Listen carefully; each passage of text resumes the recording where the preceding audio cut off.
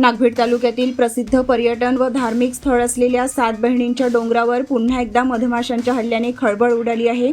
नवस फेडण्यासाठी गेलेल्या एकाच कुटुंबातील चौघांवर मधमाशांनी अचानक हल्ला चढवला, ज्यामध्ये एका 3 वर्षीय मुलीचाही समावेश आहे. या घटनेमुळे प्रशासनाने सुरक्षेच्या कारणास्तव हे पर्यटन स्थळ पुढील आदेशापर्यंत भाविकांसाठी बंद ठेवण्याचा निर्णय घेतला आहे.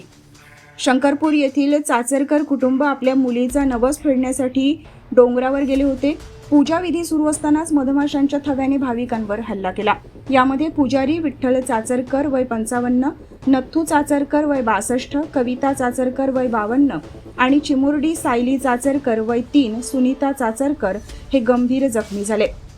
जखमींना तातडीने गोविंदपूर व तळोदी येथील रुग्णालयात उपचारासाठी हलवण्यात आले. घटनेची माहिती मिळताच तळोदी पोलीस आणि वनविभागाच्या पथकाने तातडीने धाव घेतली. तळोदी पोलीस आणि तळोदी वनविभागाची टीम, वन कर्मचारी व स्वाब नेचर केअर संस्थेचे यश कायरकर, जीवेश सयाम यांच्या चमूने रेस्क्यू ऑपरेशन राबवून जखमींना सुरक्षितरित्या बाहेर काढले. 7 बहिणी डोंगरावर मधमाशांच्या हल्ल्याची ही पहिलीच वेळ नाही. यापूर्वीही 2 ते 3 घटनेत अनेक पर्यटक जखमी झाले असून 3घांचा मृत्यू झाल्याची नोंद आहे. अनेकदा पर्यटक प्रशासकीय सूचनांचे पालन करत नाहीत, ज्यामुळे अशा दुर्घटना घडतात, असे स्थानिकांचे म्हणणे आहे.